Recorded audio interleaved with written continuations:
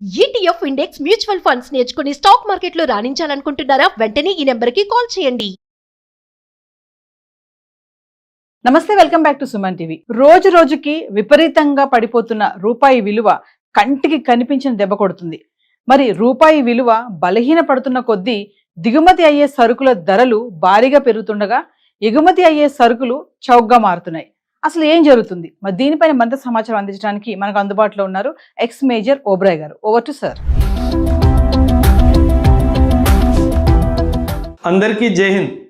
చాలామంది నేను కమెంట్స్ చూస్తున్నాను. ఆ కమెంట్స్లో ఏం రాస్తున్నారంటే, సార్ మన ఇండియన్ రూపీ డాలర్కి కంపారిజన్లో చాలా పడిపోతుంది కదా, మన ఇండియన్ ఎకానమీ ఫెయిల్ అవుతుందా, లేదా మన ఇండియన్ ఎకానమీ మంచిగా పర్ఫామ్ చేయట్లేదా, అసలు దీని వెనుక కారణం ఏంటి, ఎక్స్ప్లెయిన్ చేయండి అని చెప్పి మెసేజెస్ పెట్టారు. సో వాళ్ళ కోసం, మనందరి కోసము నేను ఈరోజు ఈ వీడియోలో అసలు నిజంగానే మన ఎకానమీ ఫెయిల్ అవుతుందా, లేదా దీనికి ఇంకేమైనా కారణం ఉందా, అసలు ఏంటి ఇదంతా, దీని వెనుక కాన్సెప్ట్ ఏంటి, అసలు ఇదంతా క్యాల్కులేషన్ ఎలా జరుగుతుందో దీని వెనుక సైన్స్ అంతా ఎక్స్ప్లెయిన్ చేస్తాను. కొంచెం జాగ్రత్తగా వినండి. ఫస్ట్ ఆఫ్ ఆల్ ఏంటి అంటే, ఒక కరెన్సీ, మనము ఫారిన్ ఎక్స్చేంజ్ అనే పదం మీరు వినే ఉంటారు. ఒక పదము ఫారిన్ ఎక్స్చేంజ్ అనే ఒక పదము మీరందరూ వినే ఉంటారు. ఈ ఫారిన్ ఎక్స్చేంజ్ అంటే ఏంటి అంటే, ఫర్ ఎగ్జాంపుల్ $1 ఈరోజు 90 రూపాయలు ఉంది అనుకుందాం. సో మనకి ఇండియా వాళ్ళు ఎప్పుడైనా బయటికి వెళ్ళాలి అంటే డాలర్స్ తీసుకొని వెళ్తారు సాధారణంగా. సో $1 కొనాలి అంటే ఈరోజు మనం ఇవ్వాల్సింది 90 రూపాయలు. దీన్ని ఫారిన్ ఎక్స్చేంజ్ అంటారు. అంటే ఏదైనా 2 కరెన్సీస్ వాటి మధ్యలో ట్రేడ్ జరిగితే ఒక కరెన్సీ ఇవ్వడానికి ఎంత మన కరెన్సీ ఇవ్వాలో దాన్ని ఫారిన్ ఎక్స్చేంజ్ అంటారు. ఇప్పుడు $1 90 రూపాయలు ఉంది అనుకుందాం. తర్వాత రేపు $1 = 85 రూపీస్ అయింది అనుకుందాం. ఈ సిచ్యువేషన్ని ఏమంటామంటే, దీన్ని ఇండియన్ రూపీ అప్రిసియేషన్ అన్నట్టుగా అంటాం. అంటే ఇండియన్ రూపీ అప్రిసియేటెడ్ వీజవిస్ డాలర్ అని అంటాం. అంటే డాలర్కి విరుద్ధంగా, డాలర్కి ఎదురుగా ఇండియన్ రూపీ 5 రూపీస్ పెరిగింది పర్ఫార్మెన్స్ అని. ఒక్కొక్కసారి $1 ఎల్లుండి, ఇది ఈరోజు టుడే అనుకుందాము, ఇది టుమారో అనుకుందాము, ఇది డే ఆఫ్టర్ టుమారో అనుకుందాం. ఈ డే ఆఫ్టర్ టుమారో ఇంకేదైనా సంఘటన జరిగి ఇండియన్ $1 అమెరికన్ $1 = 95 ఇండియన్ రూపీస్ అయ్యింది అనుకుందాం. ఇప్పుడు దీన్ని ఏమంటారు? కరెన్సీ డెప్రిషియేటెడ్ వీజవిస్ డాలర్ అని అంటాం. ఇక్కడ అప్రిషియేటెడ్, ఇక్కడ డెప్రిషియేటెడ్ అంటాం. అంటే ఇండియన్ రూపీ విలువ డాలర్తో పోల్చుకుంటే తగ్గిపోయింది అని అంటాం. మీరు అనొచ్చు, అదేంటి సార్ అమౌంట్ పెరిగిపోతే తగ్గిపోయింది అంటున్నారంటే, అమౌంట్ పెరిగింది కానీ ఇప్పుడు $1 కొనుక్కోవడానికి 95 రూపాయలు ఇవ్వాలి. అదే నిన్నైతే డాలర్ కొనుక్కోవడానికి 85 ఇవ్వాలి. అదే ఈరోజు అయితే $1 కొనుక్కోవడానికి 90 రూపాయలు ఇవ్వాలి. కానీ ఇప్పుడు ఇది డిసైడ్ చేసేది ఎవరు అని మీరు అడగచ్చు. దీన్ని డిసైడ్ చేసేది మార్కెట్ అన్నమాట. దీన్ని డిసైడ్ చేసేదే మార్కెట్. ఎప్పుడైనా గుర్తుపెట్టుకోండి, dollar, rupee or any country currency నిర్ధారించడానికి 2 విధానాలు ఉన్నాయి. ఒకటి ఫిక్స్డ్ ఎక్స్చేంజ్ రేట్ అంటాం. ఏమంటాము? దీని పేరు ఫిక్స్డ్ ఎక్స్చేంజ్ రేట్. రెండవది ఫ్లోటింగ్ ఎక్స్చేంజ్ రేట్ అంటాం. Floating exchange rate. ఒకటి ఫిక్స్డ్ ఎక్స్చేంజ్ రేట్, ఇంకోటి ఫ్లోటింగ్ ఎక్స్చేంజ్ రేట్. ఈ ఫిక్స్డ్ ఎక్స్చేంజ్ రేట్ అంటే మన గవర్నమెంట్, ఇండియా ఎగ్జాంపుల్ తీసుకుందాం. మన గవర్నమెంట్ ఈ ఫిక్స్డ్ ఎక్స్చేంజ్ రేట్, మన ఇండియా ఎగ్జాంపుల్ తీసుకుందాము, మన గవర్నమెంటే చెప్పేసింది $1 = 80 rupees. We're fixing at this. మార్కెట్తో దీనికి సంబంధం లేదు. అండ్ $1 = 80 రూపాయలు. మీరేమన్నా ఇండియాకి అమ్మాలనుకున్నా, ఇండియాతో ఏమన్నా కొనాలనుకున్నా ఇదే రేటు ఫిక్స్ అని చెప్పాడు. దీన్ని ఫిక్స్డ్ ఎక్స్చేంజ్ రేట్ అంటారు. కాకపోతే ఇక్కడ గవర్నమెంట్ ఇంటర్వెన్షన్ ఉంది, అంటే గవర్నమెంట్ కంట్రోల్ చేస్తుంది అని అర్థం. 1990s వరకు ఇండియాలో ఫిక్స్డ్ ఎక్స్చేంజ్ రేటే జరిగేది. అంటే కొంచెం ముందు నుంచి, కానీ ఆ టైం వరకు ఇండియాలో ఫిక్స్డ్ ఎక్స్చేంజ్ రేటే జరిగేది. కానీ ఇంకొకటి ఫ్లోటింగ్ ఎక్స్చేంజ్ రేట్ అన్నమాట. ఇక్కడ మార్కెట్ ఇంపాక్ట్ చేస్తుంది ఈ ఎక్స్చేంజ్ రేట్ని. ఎలా చెప్తాను వినండి. ఫర్ ఎగ్జాంపుల్, మనం ఎప్పుడైనా సరే మార్కెట్ చూస్తే కనుక 3 ఫ్యాక్టర్స్ని చూడాలి. ఒకటి ప్రైస్, ఒకటి డిమాండ్, ఇంకోటి సప్లై. ఈ మూడింటిని డిటర్మినెంట్స్ ఆఫ్ మార్కెట్ అని అంటారు. Determinants of market demand, supply, price. ఎప్పుడైనా గుర్తుపెట్టుకోండి, ఒక ప్రోడక్ట్కి డిమాండ్ హై ఉంది అనుకుందాం అండ్ సప్లై కాన్స్టెంట్గా ఉంది అనుకుందాం. డిమాండ్ పెరిగింది, సప్లై కాన్స్టెంట్గా ఉంది, సప్లై పెరగలేదు. సో అప్పుడు ఆ ప్రోడక్ట్ యొక్క ప్రైస్ కూడా పెరుగుతుంది. ఒకవేళ డిమాండ్ తగ్గుతుంది, సప్లై కాన్స్టెంట్గా ఉంది అంటే మార్కెట్లో ఆ ప్రోడక్ట్కి డిమాండ్ లేదు కానీ సప్లై చేంజ్ అవ్వలేదు, అదే రూపంలో సప్లై అవుతుంది. అప్పుడు ఏమవుతుంది, ఖచ్చితంగా దాని ప్రైస్ పడిపోతుంది. ఎందుకంటే సప్లై ఎక్కువ ఉంది, డిమాండ్ పడిపోయింది కాబట్టి. డిమాండ్ నార్మల్గా ఉంది, పెరగలేదు, ఎక్కువ అవ్వలేదు, సప్లై కూడా అదే విధంగా ఉంది అనుకోండి, ప్రైస్ కూడా స్టేబుల్గానే ఉంటుంది. కానీ అమెరికన్ డాలర్ విషయంలోకి వచ్చేసరికి కొన్ని విషయాలు దీన్ని ఇంపాక్ట్ చేస్తాయి. అమెరికన్ డాలర్ డిమాండ్, ఇంటర్నేషనల్ మార్కెట్లో కరెన్సీ రేట్స్ ఎలా ఫ్లక్చువేట్ అవుతాయంటే డిమాండ్ సప్లై బేస్ చేసుకొని. ఇప్పుడు అమెరికన్ డాలర్ ప్రపంచమందరికీ కావాలి, ఇక్కడే చిక్కుంది. అమెరికా ఇక్కడే గేమ్ ఆడింది, వరల్డ్ మొత్తంతో గేమ్ ఆడేసింది. వరల్డ్లో, ప్రపంచంలో డాలర్ అందరికీ అవసరం ఉంది. ఎందుకు అవసరం ఉంది? ఎందుకంటే వరల్డ్లో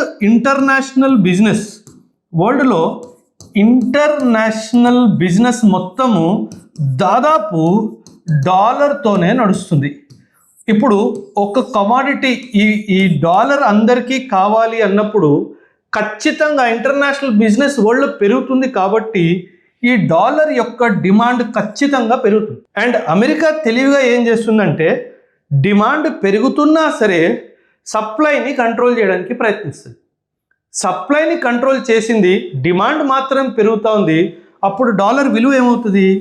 డాలర్ విలువ పెరుగుతుంది. నేను చెప్పేగా ఇంటర్నేషనల్ బిజినెస్ అంతా పెరుగుతుంది కాబట్టి డిమాండ్ ఆఫ్ ది డాలర్ కూడా పెరుగుతుంది. ఎందుకంటే ఇంటర్నేషనల్ బిజినెస్ అంతా డాలర్తోనే నడుస్తుంది. ఈ ఇంటర్నేషనల్ బిజినెస్ కూడా పక్కన పెట్టేద్దాం. ఒక పదం ఉంది, దీన్ని పెట్రో డాలర్ అంటారు. పెట్రో డాలర్ అంటే విశ్వవ్యాప్తంగా వరల్డ్ మొత్తంలో ఏ దేశమైనా ఎక్కడి నుంచైనా ఆయిల్ కొనుక్కోవాలి అంటే, ఆయిల్ అంటే ఇక్కడ పెట్రోలు, డీజిల్, ఇదంతా ఆయిల్ అంటారు, దీన్ని క్రూడ్ ఆయిల్ అంటారు. పెట్రోలు, డీజిల్ ఏ దేశమైనా వరల్డ్లో ఎవరి నుంచైనా ఆయిల్ కానీ పెట్రోల్, డీజిల్ కొనుక్కోవాలంటే అది ఖచ్చితంగా డాలర్లోనే డీలింగ్ జరగాలి. దాన్నే పెట్రో డాలర్ అంటారు. మనందరికీ తెలుసు ఆయిల్ ప్రతి ఒక్క ఎకానమీకి ఇంపార్టెంట్ అండ్ ప్రతి ఒక్క ఎకానమీ వరల్డ్లో గ్రో అవుతానే ఉంది. అంటే ఏంటి? వాళ్ళ ఆయిల్ ఇన్పుట్స్, వాళ్ళ ఆయిల్ ఇంపోర్ట్స్ పెరుగుతానే ఉన్నాయి. అంటే వాళ్ళ డాలర్ రిక్వైర్మెంట్ పెరుగుతానే ఉంది. అంటే వాళ్ళ డాలర్ డిమాండ్ పెరుగుతానే ఉంది. అంటే ఏంటి అర్థము? ఇక్కడ డాలర్ డిమాండ్ పెరుగుతానే ఉంది కానీ అమెరికా వాడు సప్లైని కంట్రోల్ చేస్తున్నాడు కాబట్టి వాళ్ళ డాలర్ ప్రైస్ పెరిగిపోతుంది. అందుకే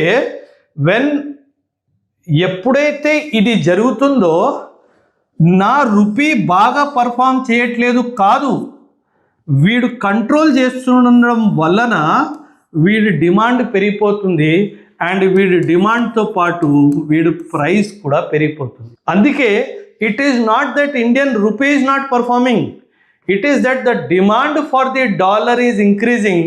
అందుకే the price of rupee is following.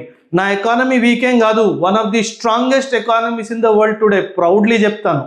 And one of the most stabled economies in the world. America వాడు 50% టారిఫ్ విధించిన తర్వాత ఏ ఎకానమీ కూడా తన కాళ్ళ మీద నిల్చోలేదు. కానీ మనం ఫరక్ పడదు అని చెప్పేసి ధైర్యంగా వాడిని అడుక్కోకుండా ధైర్యంగా దాన్ని కూడా ఫేస్ చేసాము. ప్రపంచంలో మొట్టమొదటి ఎకానమీ మన ఇండియాది. ఎందుకంటే మనం మార్కెట్లో అంత స్ట్రెంగ్త్ ఉంది కాబట్టి. ఇప్పుడు మనం ఏమంటున్నాము? అమెరికన్ డాలర్కి డిమాండ్ ఎక్కువ ఉంది కాబట్టి వాడు సప్లైని కంట్రోల్ చేస్తున్నాడు కదా, అందుకే వాడు ప్రైస్ పెరిగిపోతుంది అన్నాం. ఇప్పుడు ఆర్బీఐ ఏం చేస్తుందంటే చాలా తెలివిగా, ఎందుకంటే వీడు సప్లైని కంట్రోల్ చేస్తున్నాడు. మన ఆర్బీఐ దగ్గర ఫారిన్ ఎక్స్చేంజ్ రిజర్వ్స్ ఉంటాయి, మనందరికీ తెలుసు. దాదాపు $700 బిలియన్ ఫారిన్ ఎక్స్చేంజ్ రిజర్వ్స్ ఉంది. అప్పుడు ఆర్బీఐ ఏం చేస్తుంది, ఆ రిజర్వ్స్ నుంచి కొన్ని డాలర్లు తీసి ఇంటర్నేషనల్ మార్కెట్లో డంప్ చేస్తుంది. ఈ ప్రాసెస్ని మార్కెట్ ఇంటర్వెన్షన్ అంటారు. ఈ ప్రాసెస్ని ఏమంటారు, మార్కెట్ ఇంటర్వెన్షన్. సో ఇప్పుడు ఏమవుతుంది, సప్లై పెరుగుతుంది. ఎవరు సప్లై, డాలర్ సప్లై పెరుగుతుంది. ఎందుకంటే ఆర్బీఐ ఏం చేసింది, తన దగ్గర ఉన్న డాలర్స్ని తీసుకెళ్ళి ఇంటర్నేషనల్ మార్కెట్లో డంప్ చేస్తుంది. ఇప్పుడు సప్లై పెరిగింది, డిమాండ్ కూడా పెరిగింది, దానికి తగ్గట్టుగా సప్లై కూడా పెరిగితే అప్పుడు ప్రైస్ ఏమవుతుంది, ప్రైస్ ఈక్విలిబ్రియంకి చేరుకుంటుంది. సో దీన్ని ఆర్బీఐ చేసే పనిని మార్కెట్ ఇంటర్వెన్షన్ అంటారు. సో మీరు న్యూస్లో వింటారు, RBI dumped $17 billion in the market, RBI dumped $10 billion in the market. అదంతా దేనికి, మార్కెట్ ఇంటర్వెన్షన్ చేస్తారు. దేనికి, ప్రైస్ని ఈక్విలిబ్రియం చేయడానికి.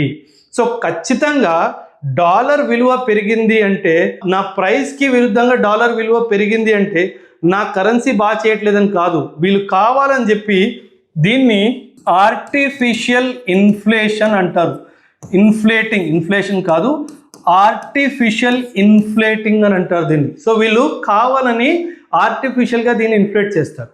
ఒక కరెన్సీ యొక్క విలువ చాలా ఫ్యాక్టర్స్ మీద డిపెండ్ అయి ఉంటుంది. కరెన్సీ యొక్క విలువ వచ్చేసి చాలా ఫ్యాక్టర్స్ మీద డిపెండ్ అయి ఉంటుంది. అందులో ముఖ్యంగా మన జీడిపి ఏంటి, అండ్ మన గ్రోత్ రేట్ ఏంటి, అండ్ ఇంకో విషయం ఏంటంటే ఫెడరల్ రిజర్వ్, అమెరికా యొక్క సెంట్రల్ బ్యాంక్ అన్నమాట.